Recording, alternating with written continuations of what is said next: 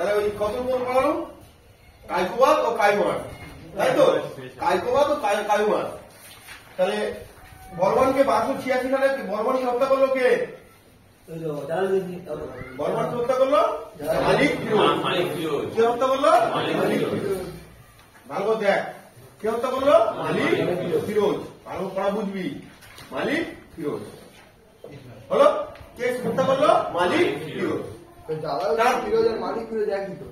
হ্যাঁ একই তো। আমি বলেছি আমার পড়ানো হয়ে যাবে, তারপরে কোশ্চেন তাহলে করবো, ওটা আমি দেখতে পারবো না। 1286 সালে তাহলে বলবানকে হত্যা করলো কে? মালিক ফিরোজ। তা বলবানকে যখন হত্যা করলো তারপর সিংহাসনে কে বসলো? কাইকোবাদ ও কাইমার। কাইকোবাদ আর কাইমার বুঝতে পারলি? কাইমার হ্যান্ডিক্যাপ ছিল।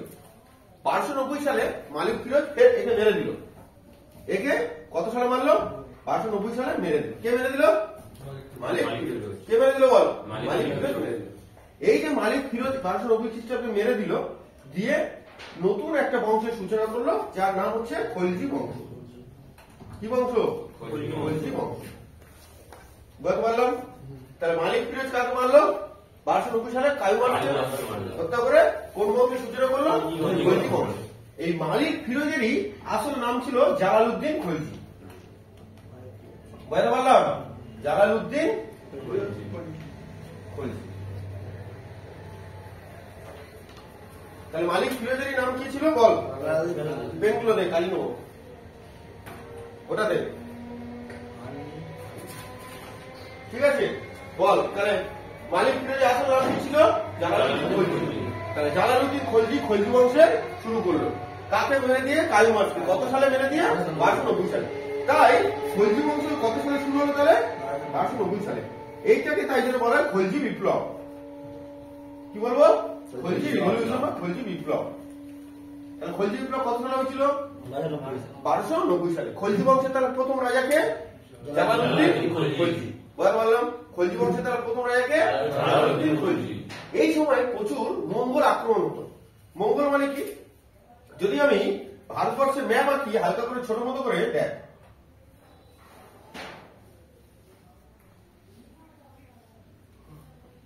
এই পার্টটা অংশটা হচ্ছে টোটাল কি? এখন তিব্বত, মঙ্গলরা ওখানে থাকতো। ভয় পাচ্ছি মানে এইখান থেকে কার আক্রমণ করতো? ভারতে সে সময় মঙ্গলরা আক্রমণ করতো। এই সময় প্রচুর পরিমাণে জালালউদ্দিন খলজির টাইমে প্রচুর মঙ্গল আক্রমণ হয়েছিল। বোঝাতে পারলাম? প্রচুর মঙ্গল আক্রমণ হয়েছে। ঠিক তেমন যেমন জালালউদ্দিন খলজির সময় প্রচুর মঙ্গল আক্রমণ হলো। 1292 খ্রিস্টাব্দে মঙ্গলের হালাকু ভারত আক্রমণ করেছিল। কে বল? 1292 খ্রিস্টাব্দে মঙ্গলরা কে? হালাকু কি করেছিল? ভারত আক্রমণ করেছিল। মঙ্গলরা হালাকু ভারত আক্রমণ করেছিল। বুঝতে পেরেছিস? তাহলে মঙ্গল আক্রমণ করা কখন কার সময় সবচেয়ে বেশি হয়েছিল?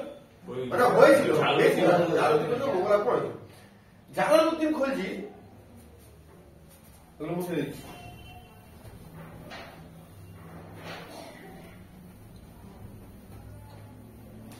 ভালো দেখ, কোন বংশ? খলজি বংশ। ভালো দেখ, খলজি বংশ, তাই তো? কত সালে শুরু হলো? 1290। তাহলে খলজি বংশের তার প্রথম শাসক কে? জালালউদ্দিন খলজি। জালালউদ্দিন খলজি। জালালউদ্দিন খলজি। এই সময় কে ভারত আক্রমণ করেছিল? মঙ্গলরা। মঙ্গলরা কি করেছিল? ভালো আক্রমণ করেছিল। হালাকু। জালালউদ্দিন খলজি তাহলে সিংহাসনে বসলো কত? 1290 সালে। এই তো জালালউদ্দিন খলজি। হ্যাঁ তাহলে কত সালে বসলো বল? 1290 সালে সিংহাসনে বসেছিল। জালালউদ্দিন খলজি ভাইপোর নাম ছিল আলাউদ্দিন খলজি। বল, জালালউদ্দিন খলজি ভাইপোর নাম কি? আলাউদ্দিন খলজি। বোঝা গেল?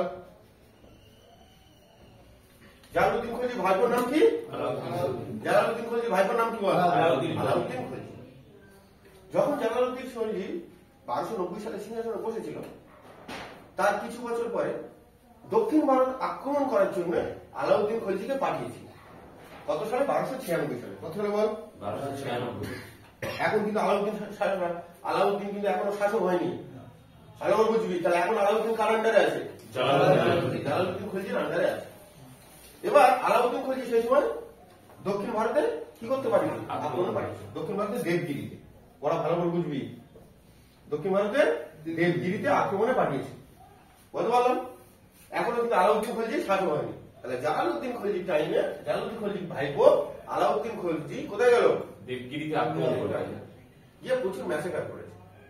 আলাউদ্দিন খলজি না পারমিশন নিয়ে, যেহেতু শাসক হতো, উল্টো পাল্টা পারমিশন না নিয়ে, মানে যেগুলো বলে দেয়নি তেমন কিছু কাজকর্ম কে করেছে? আলাউদ্দিন খলজি করেছে। করতে এখন আলাউদ্দিন খলজি অনেক উল্টো পাল্টা বলেছিল, জালালউদ্দিন করেছে। বোঝাতে পারলো? এই সময় আলাউদ্দিন খলজি কি করেছে? জালালউদ্দিন খলজি আলাউদ্দিন খলজিকে ডেকেছে। ভালো করে বুঝবি। যুদ্ধের পরে কি হয়েছিল? ডেকেছিল। দেখে ওর এর কাকু হয় বা জেঠু হবে, তাই তো, বা চাষে হবে, সেই সম্পর্কে ডেকেছিল। ডেকে জড়িয়ে ধরে বলতে গেছিল যে আমার ভুল হয়ে গেছে, আমি আর করবো না। আলাউদ্দিন খলজি বলতে গেছে। ঠিক আছে, মানে এই বলাটা জালালউদ্দিন খলজিকে বোঝানো হচ্ছে না। বলে যখন জড়িয়ে ধরেছিল কাকাকে, পিছন থেকে আমি ছুরি মেরে দিয়েছিল। হ্যাঁ, যখন আলাউদ্দিন খলজি জালালউদ্দিন খলজিকে জড়িয়ে ধরেছে আমার কাকা ভুল হয়ে গেছে বলতে, তখন পিছন থেকে এরকম ছুরি মেরে দেয় পিঠে। বুঝতে পেরেছিস? ফলে আলাউদ্দিন খলজি কি হলো? জালালউদ্দিন খলজি তাহলে কি হলো? মারা গেল। তাহলে 1296 সালে যদি ঘটনা ঘটে, তাহলে জালালউদ্দিন খলজি কতদিন ছিল বল? মাথায় ঢুকে পড়া না পড়া মতো এখন বল। বুঝতে পেরেছিস? তাহলে এরপরে তাহলে আবার সিংহাসনে কে বসলো? এটাকে বলে টিচারাসলি মার্ডার। মানে টিচারাসলি কথাটা বুঝতে পারলি? টিচারাসলি মার্ডার। আমাদের আমি যে স্যারের কাছে পড়তে যেতাম, শাহজাহান স্যারের কাছে, বিশেষ পড়তে যেতাম শাহজাহান স্যারের কাছে, এই লাইনটা খুব সুন্দর লেগেছিল। সব ইংলিশে পড়াতো দাদা, বাসাতে পড়তে যেতাম। যাই হোক, জালালউদ্দিন খলজি তাহলে সিংহাসনে বসলো কত? 1290 থেকে 1296। এরপর সিংহাসনে কে বসলো বল? আলাউদ্দিন খলজি। কত সালে সিংহাসনে বসলো? 96। তাহলে সিংহাসনে বসার আগে আলাউদ্দিন খলজি কোথায় আক্রমণ করেছিল? তখন কিন্তু শাসক নয়, ভালো করে বুঝবি। এবারে আলাউদ্দিন খলজি শাসক হলো। ফের আলাউদ্দিন খলজি শাসক হলো কত সালে বল? 1296 সালে শাসক হলো। আলাউদ্দিন খলজির আসল নাম ছিল আলী গুরু শাহ। ওর কি নাম ছিল? আলী গুরু শাহ। আলী গুরু শাহ।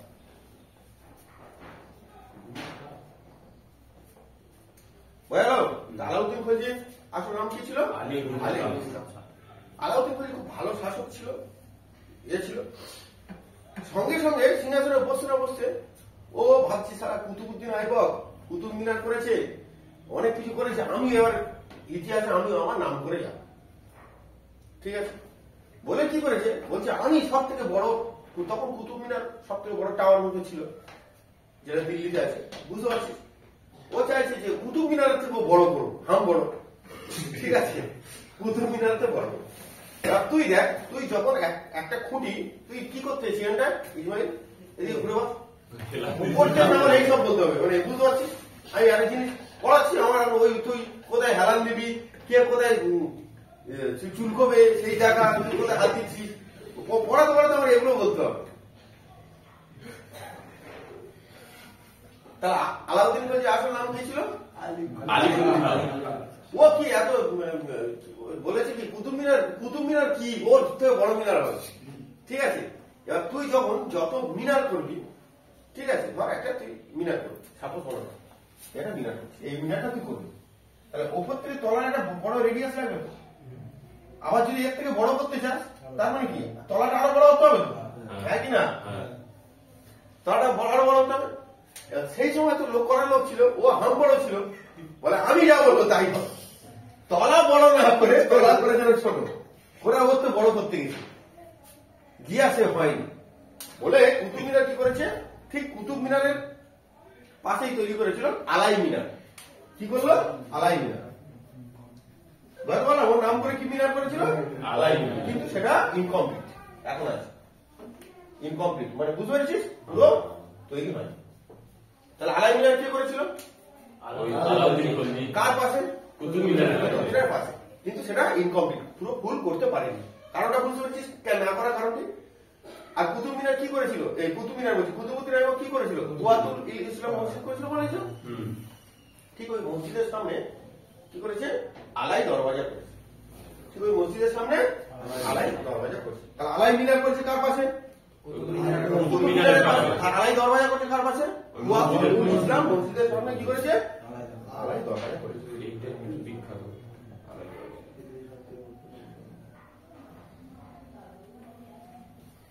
বুঝতে পারলাম? কি বলো? আলাই দরওয়াজা করেছে। বুঝতে পারছিস পড়া? তাহলে বল আলাই দরওয়াজা কে করেছে? আলাউদ্দিন খলজি। আর ইয়ে কোথায় করেছিল না? ওই ইয়ে কুয়াতুল ইসলাম মসজিদের সামনে। ও তাহলে ক্লিয়ার? জালালউদ্দিন খলজি ভাইপো ছিল কে? আলাউদ্দিন খলজি। আলাউদ্দিন খলজি বিশ্ব জয়ের স্বপ্ন দেখেছিল। ঠিক আছে? আলাউদ্দিন খলজি কি হয়েছে? বিশ্ব জয়ের স্বপ্ন দেখেছে। সেই জন্য আলাউদ্দিন খলজিকে বলা হয় কি? দ্বিতীয় আলেকজান্ডার, সিকান্দার ইসানি। ঠিক আছে? আলেকজান্ডার দ্বিতীয়, ভালো কথা। তা আলেকজান্ডার এই আলাউদ্দিন খলজি কি? বিশ্ব জয়ের স্বপ্ন দেখে, তাই তো? কি দেখে? বিশ্ব জয়ের স্বপ্ন। তো বিশ্ব জয়ের স্বপ্ন দেখে বলে একে কি বলা হচ্ছে? সিকান্দার ইসানি বা দ্বিতীয় আলেকজান্ডার। এটা উপাধি ছিল, বোঝা গেল? সিকান্দার ইসানি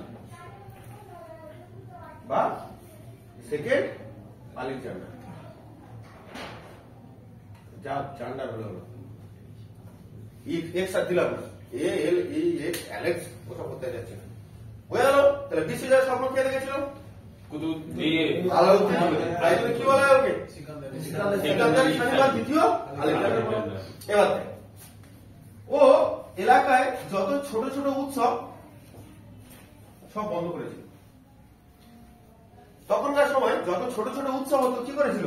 বন্ধ করেছিল। ছোট ছোট উৎসব কেন বন্ধ করার পিছনে কারণ কি? দেখ, একটা ছোট উৎসব মানে কি? ছুটি দিতে হবে। ছোটখাটো ব্যাপারে যদি ছুটি হয়, অ্যাডমিনিস্ট্রেটিভ লেভেল কি করে চলবে? ভাবা গেল? ছোট ছোট উৎসব কি করেছে? বন্ধ করে।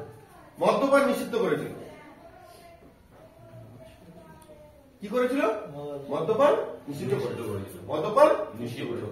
তার সাথে সাথে ও কি করেছে? একটা গুরুত্বপূর্ণ জিনিস করেছে, বড় লোক যারা হয় ধনী তাদের যে মিটিং সেটা ক্যান্সেল করেছে। কোন বড় লোক মিটিং করতে পারবে না। বড় লোকরা কি করতে পারবে? মিটিং করতে পারবে। কেন বড় লোকরা মিটিং করবে না?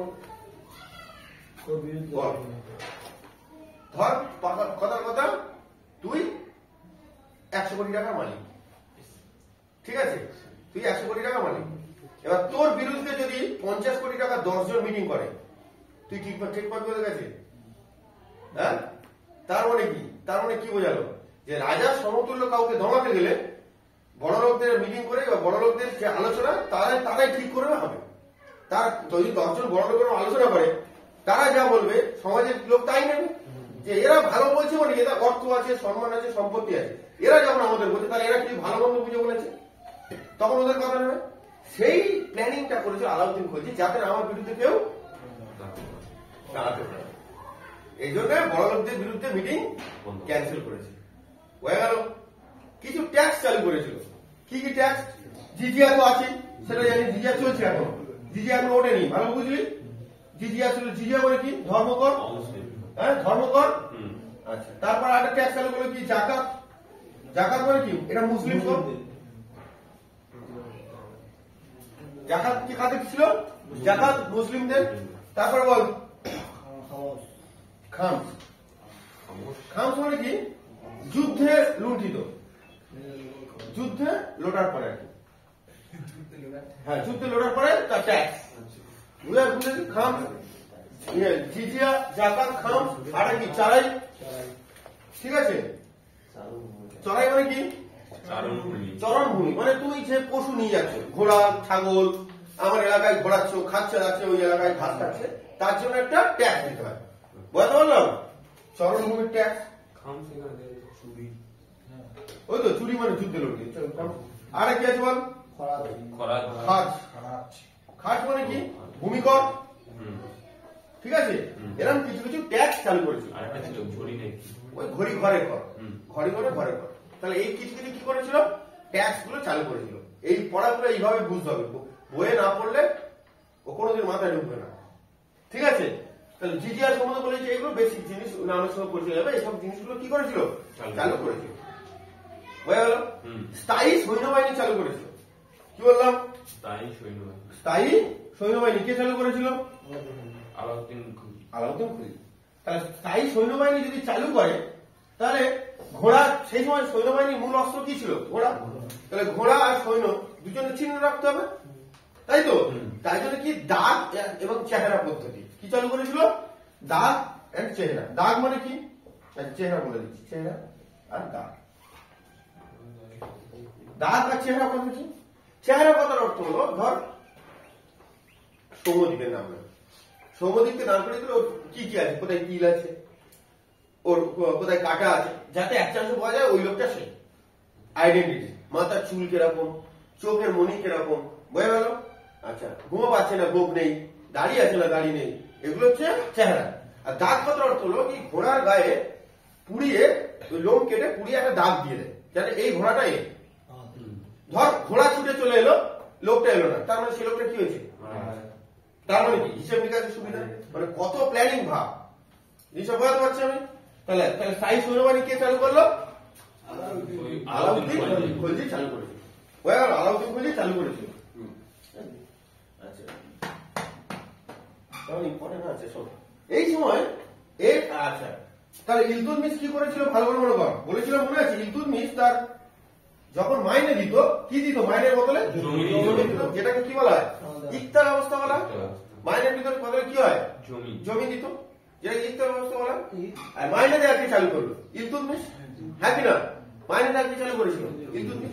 ঠিক তেমন আলাউদ্দিন খলজি কি করেছে, সেই সময় যত জমি ছিল, জমি বলতে ওনার এলাকায় যত জমি ছিল, সব জমিতে কি জমি ঘোষণা করে দিল? সরকারি জমি। কি জমি? এদিকে দেখ, ওই নোট দেখে দেখে একদম গেজাবি না, ওটা আজকে আছে বলে খুব দেখে দেখে ফটফট করে যাচ্ছে। সব জমি কি করে দিল? সরকারি জমি। আর সরকারি জমিকে বলা হয় খালসা জমি। কি বলা হয়? খালসা জমি। পড়া মাথায় ঢুকেছে? তাহলে সরকারি জমিকে কি বলবো? খালসা জমি। সরকারি জমিকে কি বলবো? খালসা জমি বলা। সরকারি জমিকে কি বলবো? খালসা জমি বলবো। দিল্লিতে এই সময় একজন মহান ব্যক্তি ছিল। কি হচ্ছিল? দিল্লিতে এই সময় একজন মহান ব্যক্তি ছিল, তার নাম কি? নিজামুদ্দিন আউলিয়া। দিল্লিতে উনি ছিল একজন মহান ব্যক্তি, ঠিক আছে? তার নাম নিজামুদ্দিন আউলিয়া।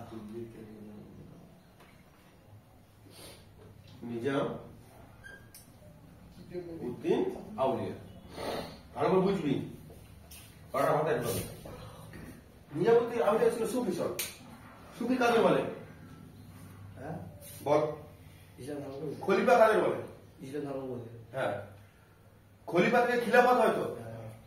যারা ধর্ম সম্বন্ধে খুব ওয়াকিবহল, কোরআন পুরো মুখস্থ, তাদেরকে হাফিজ বলে, বা যারা এই মুসলিম ধর্মের ভালো সাইড গুলোকে মানুষের মধ্যে তুলে ধরে, তাদেরকে খলিফা বলে। তাই নিজামুদ্দিন আউলিয়া সে সময় দিল্লির খলিফা ছিল। কি ছিল? দিল্লিতে খলিফা পদে ছিল, খুব দামি ব্যক্তি ছিল, ঠিক আছে? পরে এনার একটা কাহিনী বলবো, আজকে হবে না, ওটা মনে হচ্ছে তুগলক বংশের সময় না, একটা ঘটনা মনে পড়বে। তাই এই নিজামুদ্দিন আউলিয়ার শিষ্য ছিল আমির খসরু। হয়ে গেল? আমির খসরু কার শিষ্য? নিজামুদ্দিন আউলিয়ার শিষ্য ছিল আমির খসরু। তাহলে নিজামুদ্দিন আউলিয়া বলবনের সময় ছিল। যদি আমির খসরু থাকে তাহলে বলবনের সময় ও ছিল। কোশ্চেনে ঠিক যেগুলো ধরে নিবি। আর কায়কোবাদ কায়ুমার্সের সময়ও ছিল, ওরা তো 3 বছর ছিল। আবার জালালউদ্দিন খলজির সময় ছিল, আবার আলাউদ্দিন খলজির সময় দেয়। টাইম পিরিয়ডটা বেশি নয় কিন্তু, ভালো করে বুঝবি। ওখানে কত সাল ছিল? 1286। তারপর হলো 90 পর্যন্ত, 90 থেকে 96 পর্যন্ত, এই তো আলাউদ্দিন খলজি ঢুকে গেল। তাহলে কত গ্যাপ? 6 থেকে 96 দেখ, মাত্র 10 বছর হয়ে গেল। 10 বছর একটা লোক থাকবে না, রাজা কত পাল্টে গেল কিন্তু। কি বলছি বুঝতে পেরেছি? এর মধ্যে রাজা কিন্তু অনেক চেঞ্জ হয়ে গেল। তাও থাকবে, তাও অলরেডি কটা পেয়ে গেল দেখ। 1286 মানে কি? বলবান, কায়কোবাদ, কায়ুমার্স, জালালউদ্দিন খলজি, আলাউদ্দিন, 5টা রাজা চলে এসেছে। বোঝা গেল? আর থাকবে, সেটা পরে আছে। আচ্ছা, তাহলে আমির খসরু তাহলে এই সময়ও ছিল, হ্যাঁ না? এতে দিল্লির কাছাকাছি একটা জায়গায় সিরি নামে একটা শহর তৈরি করেছিল। কি করেছিল? সিরি নামে একটা শহর তৈরি করেছিল। বললাম তাহলে সিরি নামে শহর কে করেছিল? আলাউদ্দিন খলজি। আলাউদ্দিন খলজির সময় দিল্লির যে মহালোক ছিল তার নাম কি? নিজামুদ্দিন আউলিয়ার শিষ্য কে ছিল? বল, আমির খসরু ছিল। বোঝা গেল? শিষ্য ছিল আমির খসরু। দেখ তাহলে আলাউদ্দিন খলজি তাহলে নিঃসন্দেহে ভালো, মানে অ্যাডমিনিস্ট্রেটিভ পার্টির দিকে ভালো ছিল। ঠিক আছে, এই আলাউদ্দিন খলজি কি হচ্ছে, বাজার ব্যবস্থা চালু করেছিল। কি ব্যবস্থা? বাজার ব্যবস্থা। ভালো বাজার ব্যবস্থা, বাজার ব্যবস্থা চালু করেছিল, বা রেশনিং ব্যবস্থাও চালু করেছিল। বোঝা গেল? আমরা যে রেশন তুলি সেই রেশনিং ব্যবস্থাও চালু করেছিল, প্লাস বাজার ব্যবস্থা চালু করেছিল। এবারে কেসটা, এবারে খুব ইম্পর্টেন্ট জিনিস, পড়া মাথায় নেই। এইবারে ভালো করে দেখ, কোনো গল্প করবি না, তাহলে পড়া বন্ধ করতে চলে যাবে।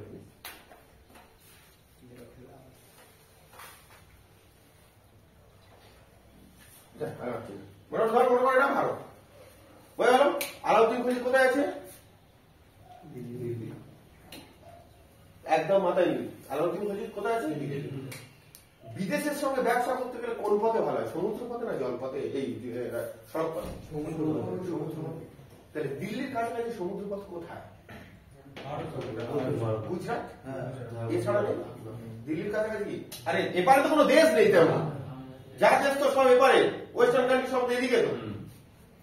তাহলে দিল্লিতে তাহলে ওকে আক্রমণ করতে হবে ব্যবসা করার জন্য। তাহলে ওখানে ব্যবসা করার জন্য তাহলে কি হবে? এখানে ওকে যেতে হবে, গিয়ে ঘাঁটি ধরতে হবে। এখানে কি আছে? আলাউদ্দিন। ভালো, এটা মাথায় ঢোকাবি। এটা যদি না বলে দিই, যদি এমনি বইয়ে পড়ি সারা জীবন পড়লো তোদের মনে থাকবে না। তাহলে দিল্লিতে কে বসে আছে? আলাউদ্দিন খলজি দিল্লিতে বসে। ভালো বলবি। তাহলে ব্যবসার জন্য কোথায় পাঠালো? এখানে আসতে হবে। তাই জন্য এইখানে পাঠালো কাকে? একটা সেনাপতি যার নাম ছিল নুসরত খান।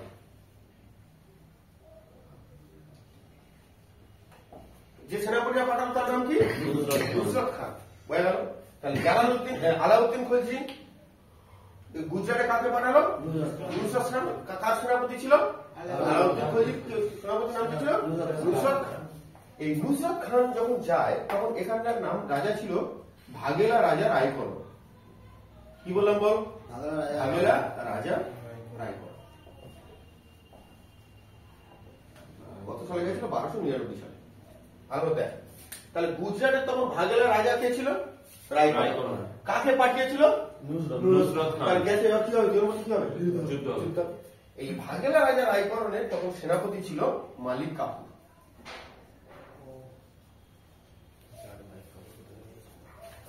মালিক কাফুর। বোঝা গেল? তাহলে সেনাপতি কে ছিল? মালিক কাফুর। নুসরত খান মালিক কাফুরের পারদর্শিতা দেখে মুগ্ধ হয়ে যায়। কি হয়েছে? নুসরত খান এই মালিক কাফুরের কি পারদর্শিতা দেখে, নুসরত খান কি হয়ে গেছিল? মালিক কাফুরের পারদর্শিতা দেখে মুগ্ধ হয়ে যায়। হয়ে গেল? মুগ্ধ হয়ে একে মালিক কাফুরকে 1000 টাকার বিনিময়ে কিনে নেয়, নিয়ে ওকে দিল্লিতে নিয়ে চলে আসে। বলতে পারলাম? বুঝতে পেরেছিস? তাহলে আলাউদ্দিন খলজির কোন সেনাপতি গুজরাট আক্রমণ করেছিল? নুসরত খান। এখানে কি আলাউদ্দিন খলজি গেছিল? তাহলে আলাউদ্দিন খলজির আক্রমণ নয়, ভালো করে বুঝবি। আলাউদ্দিন খলজি কিন্তু এটা আক্রমণ নয়। গুজরাটে কে আক্রমণ করতে গেছিল? নুসরত খান। তখন গুজরাট রাজা কে ছিল বল? রায়কর। গুজরাট রাজা কে ছিল? ভাগলের রাজা রায়কর। ওর কাছ থেকে কি নিয়ে চলে আসে? মালিক কাফুর কোন ছেলেও ছিল না, কোন মেয়েও ছিল না, ট্রান্সজেন্ডার ছিল। তখনকার সময় দেখ, এই মালিক কাফুর কি ছিল? ট্রান্সজেন্ডার। কিন্তু কত পারদর্শী আছে, বোঝা গেল? ট্রান্সজেন্ডার ছিল। এগুলো সব পরীক্ষা আছে কোশ্চেন। তার মালিক কাফুর কি ছিল? ট্রান্সজেন্ডার। তাহলে যেমন এখানে নুসরত খানকে পাঠিয়েছে, ঠিক তেমন আলাউদ্দিন খলজি এই জায়গাটা কি মঙ্গল? মঙ্গল খান আক্রমণের জন্য একজন সেনাপতিকে পাঠায় যার নাম ছিল জাফর খান। কার নাম? জাফর খান। কিন্তু জাফর খান যুদ্ধে হেরে যায়, মারা যায়। তাহলে আলাউদ্দিন খলজি কোন সেনাপতি মারা গেছিল? জাফর খান। সোজা বুঝতে পারছি? আলাউদ্দিন খলজি কোন সেনাপতি মারা যায়? জাফর খান মারা যায়। আলাউদ্দিন খলজি কোন সেনাপতি গুজরাট আক্রমণ করেছিল নুসরত খান। নুসরত খান। গিয়ে কাকে কিনেছিল? মালিক কাফুর। মালিক কাফুর। মালিক কাফুর কিনেছিল। আলাউদ্দিন খলজি নিজে 1203 খ্রিস্টাব্দে চিতোর আক্রমণ করেছিল। হ্যাঁ, 1303 খ্রিস্টাব্দে চিতোর আক্রমণ করেছিল। 1303 খ্রিস্টাব্দে কি আবিষ্কার করেছে? আবিষ্কার করেছে। কি আক্রমণ করেছে? চিতোর। বলো। এটা কে করেছে? আলাউদ্দিন খলজি নিজে। আলাউদ্দিন খলজি নিজে করেছে চিতোর। তখন চিতোরের রাজা কে ছিল? রানা রতন সিং। রানা প্রতাপ। রানা রতন সিং। রানা রতন সিং। তো চিতোরের রাজা কে ছিল? রানা রতন সিং। বোঝা গেল? তাহলে আলাউদ্দিন খলজি 1303 সালে কোথায় আক্রমণ করেছে? একমাত্র ওটা সে নিজে আক্রমণ করেছে। একমাত্র নিজে আক্রমণ করেছিল। কিন্তু গুজরাটকে আক্রমণ করেছিল নুসরত খান। সেনাপতি। নাম হচ্ছে কার? আলাউদ্দিন খলজি। গুজরাট আক্রমণ করেছে। কিন্তু ভালো করে পড়ার ভিতরে ঢোক, তার জিনিসটা ক্লিয়ার হয়ে গেল। বলে চিতোর আক্রমণ করেছিল, করে চলে আসে। এবারে আলাউদ্দিন খলজি কি করেছে না, মালিক কাফুরকে দক্ষিণ ভারত আক্রমণের জন্য পাঠিয়েছিল। কি বললাম? মালিক কাফুরকে দক্ষিণ ভারত আক্রমণের জন্য পাঠিয়েছিল। আলাউদ্দিন খলজি কিন্তু নিজে আসেনি, ভালো করে বুঝবি।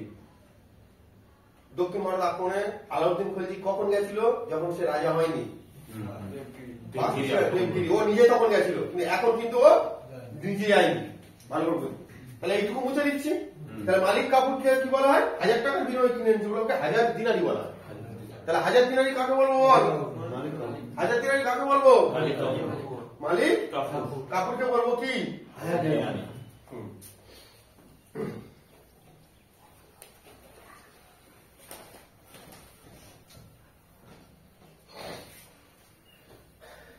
এবার দেখ, তাহলে এই দিল্লি, এই দিল্লি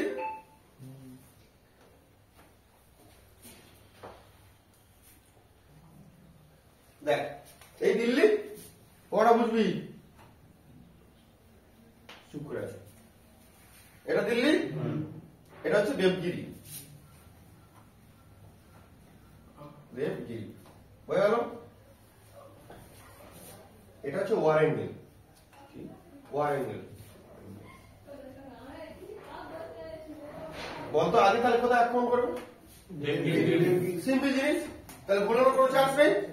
তাহলে প্রথম দিল্লি থেকে দেবগিরি আক্রমণ করবে।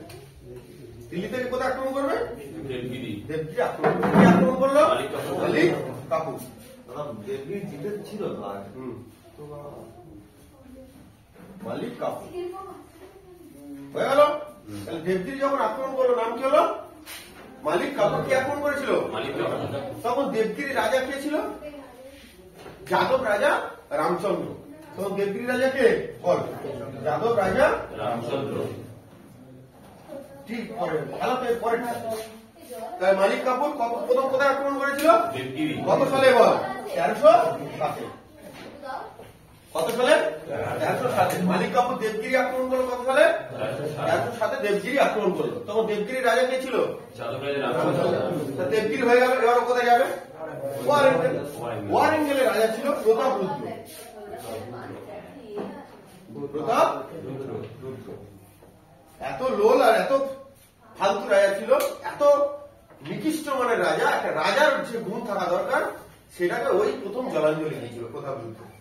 প্রতাপ রুদ্র মালিক কাফুরকে দেখে কি করেছে না, এটা প্রতাপ রুদ্র কত সালে ওয়ারেঙ্গেল কত আক্রমণ করলো? 1309। বুঝতে পারলাম? তখন ওয়ারেঙ্গেলের রাজা কে ছিল বল? প্রতাপ রুদ্র। প্রতাপ রুদ্র কি করেছে? সঙ্গে সঙ্গে কি করেছে? প্রতাপ রুদ্র ওর একটা সোনার মূর্তি, ছোট মতো সোনার মূর্তি, একটা চাদর জড়িয়ে মালিক কাফুরকে দিয়ে দেয়। দিয়ে বলেছে আমি আপনার বর্ষটা স্বীকার করছি, যখন কোন সমস্যা হলে আমার ডাকলে আমি মেনে নেবো সব। কি বলেছি? প্রতাপ রুদ্র কি করেছেন? একটা সোনার মূর্তিকে চাদর জড়িয়ে মালিক কাফুরকে দিয়ে দেয়। দিয়ে বললে মেনে রাখি আমি আমার বর্ষতা স্বীকার করে নিচ্ছি। তাহলে এটা কি একটা রাজার কর্তব্য? প্লাস কোহিনূর হিরে ওই প্রথম প্রতাপ রুদ্রের কাছ থেকে মালিক কাফুর নিয়ে চলে আসে। বুঝতে পারলো? তাহলে ফার্স্ট কোহিনূর হিরে যে প্রতাপ রুদ্রের কাছ থেকে কে নিয়ে চলে আসে? মালিক কাফুর নিয়ে চলে আসে। বুঝতে পারলো? এই মালিক কাফুর তাহলে ওয়ারেঙ্গেলের রাজা কে ছিল? প্রতাপ রুদ্র। ওয়ারেঙ্গেলের রাজা কে ছিল বল? কাকাতিয়া বংশের রাজা প্রতাপপুত্র। দেবগিরিতে যাদব বংশের রাজা কে ছিল? রামচন্দ্র। কোহিনূর হীরা মালিক কাপুরকে দিয়ে দেয়, নিজের সোনার মূর্তি চাদর দিয়ে বলে আমি অধীনতা স্বীকার করলাম। এরপর মালিক কাপুর এতদূর পর্যন্ত এসছে, হৈসেল বংশ আছে জানিস তো? কোথায় এসছে? হৈসেল বংশ। ওখানে আছে কি? হৈসেল বংশের এখানে রাজধানী ছিল দারা সমুদ্র। দারা সমুদ্র, মালিক কাপুর ওই দারা সমুদ্র আর জিততে পারেনি। কি হচ্ছে? মালিক কাপুর দক্ষিণ ভারতের কোন রাজ্য জিততে পারেনি? দারা সমুদ্র। নোটসে সব আছে। মালিক কাপুর দক্ষিণ ভারতের কোন রাজ্য জিততে পারেনি? দারা সমুদ্র আর জিততে পারেনি। বল কে মারা যায়? আলাউদ্দিন খলজি কোন সেনাপতি মারা যায়? জাফর খান মারা যায়। ইয়েকে কে কিনে এনেছিল? মালিক কাপুরকে কে কিনে এনেছিল?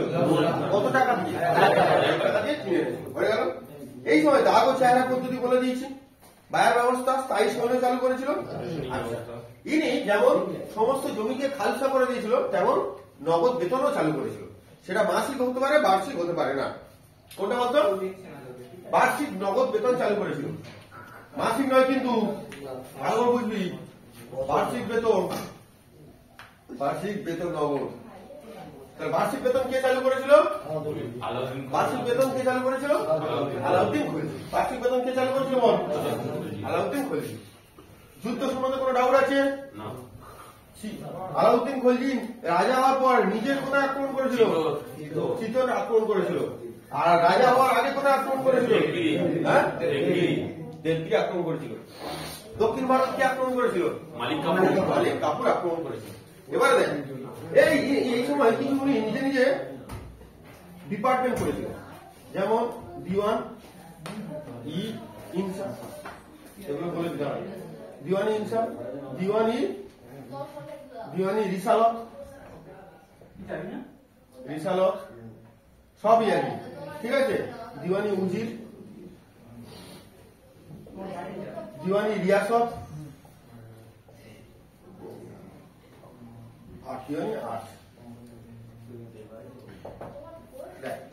দিওয়ান কথার অর্থ কি? সেই সময় দিওয়ান কথার অর্থ হচ্ছে বিভাগ। বুঝতে পেরেছিস? দিওয়ান কথার অর্থ কি? বিভাগ। আজকে দেখবি ডায়মন্ডে বা কোথাও যখন ট্রেজারি বা ডিএম অফিসে যাবি, বিভিন্ন বিভিন্ন বিভাগ আছে। এটা এগ্রিকালচার অফিস, এটা বুঝতে পারছিস? এটা ইরিগেশন অফিস, সব আলাদা আলাদা বিভাগ আছে। তেমন দিওয়ান কথার অর্থ কি? বিভাগ। দিওয়ানি ইনসাফ কথার অর্থ কি? ডাক বিভাগ। কি বিভাগ?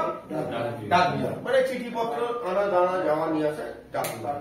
রিসালাত আর রিয়াসত দুটো গোলামি না। রিসালাত হচ্ছে বিদেশ বিভাগ, বিদেশি সমস্ত ব্যবসা বাণিজ্য, বুঝতে পেরেছি? বিদেশি অফিস। তাহলে দিওয়ানি রিসালাত মানে কি? বিদেশি সব কিছু। তারপর কি আছে বল? উজির মানে কি? প্রধানমন্ত্রী। তাহলে কি এটা হচ্ছে প্রধানমন্ত্রীর বিভাগ। দেওয়ানি উজির মানে কি? প্রধানমন্ত্রীর বিভাগ। দেওয়ানি উজির মানে কি বল? প্রধানমন্ত্রীর বিভাগ। দিওয়ানি রিয়াসত মানে কি? ব্যবসা বাণিজ্য। দিওয়ানি রিয়াসত মানে কি? বাজার, ব্যবসা, রাজ্য, এইসব।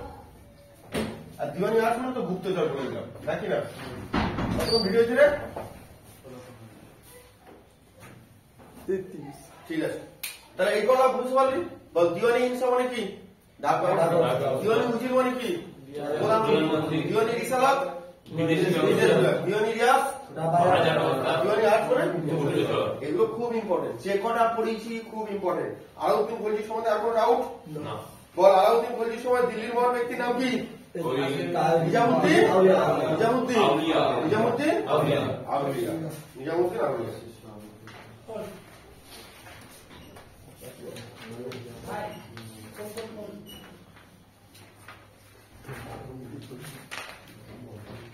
বলবান যে সেনাপতি তৈরি করেছিল সৈন্যবাহিনী, তার হেড কাকে করেছিল? ইমাম উল মুল। সবগুলো এবারে দেখ, আরেকটুখানি পড়ি, এটা শেষ করে দিই। এবার আলাউদ্দিন তাহলে কি হলো? আলাউদ্দিন খলজি তাহলে এবার মারা যাবে, ভালো করে বুঝবি। আলাউদ্দিন মারা গেল, সেই একই সিস্টেম মনে আছে? ওই মাসুদ সাহেবকে কে মেরেছিল? বলবান। কাকে রাজা করেছিল? তারপর আবার দেখ, সে নিজে রাজা হয়ে গেছে। ঠিক সে সিস্টেম এখানে ফলো করে। তা আলাউদ্দিনের পর সিংহাসনে কে বসেছিল? কুতুবউদ্দিন মুবারক শাহ। ভালো বুঝবি, কুতুবউদ্দিন মুবারক শাহ। কুতুবউদ্দিন মুবারক মুবারক, ভালো করে বুঝবে এটা, মুবারক কুতুবউদ্দিন মুবারক শাহ। এই কুতুবউদ্দিন মুবারক শাহ মানে পাগলা ছিল। মানে পাগলা বলতে কিরকম পাগলা, যেমন তোর আলাউদ্দিন খলজি ধার্মিক ব্যাপারটাকে ছাড়িয়ে ও কি করেছে, অ্যাডমিনিস্ট্রেটিভ ডিপার্টমেন্ট, শাসন কিভাবে করতে হয় নিজের এলাকা, সেটার দিকে বেশি খেয়াল দিয়েছে। বুঝতে পারছেন?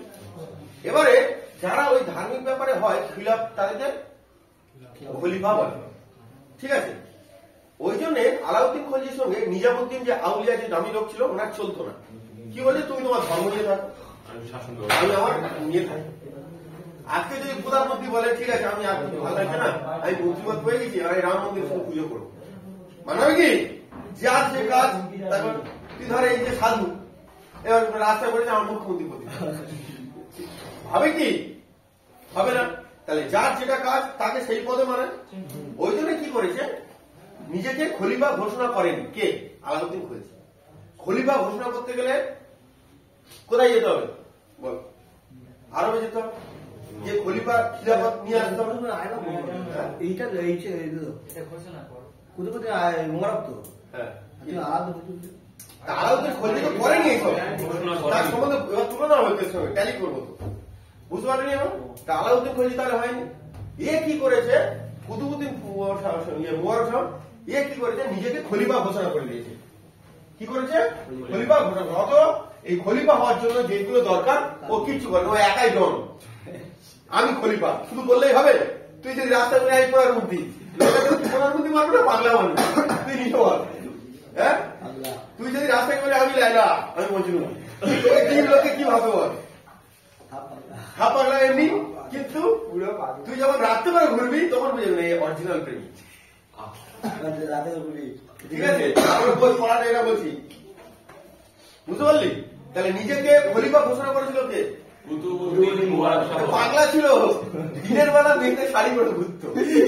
হ্যাঁ ঠিক আছে, দিনের বেলা। আর নেশা করতো খুব, নেশা করে মেয়েদের শাড়ি পরে ঘুরবে, হাফ প্যান্ট পরে ঘুরবে, নিচে মেয়েদের শাড়ি নিচে পরে খালি গায়ে ঘুরবে। ঠিক আছে, এরা মাথা মোটা ছিল, বুঝতে পারতো না। হ্যাঁ ওই নেশা করে থাকতো, বুঝতে হ্যাঁ নেশা ওর লোন তো একদম। নিজেকে খলিফা ঘোষণা করতে বুঝতে পারেছি। এখন যদি আমাদের এই যে সাধু, এ যদি এসে বলে মায়াপুর ইস্কন আমার, তুই কি ভাববি?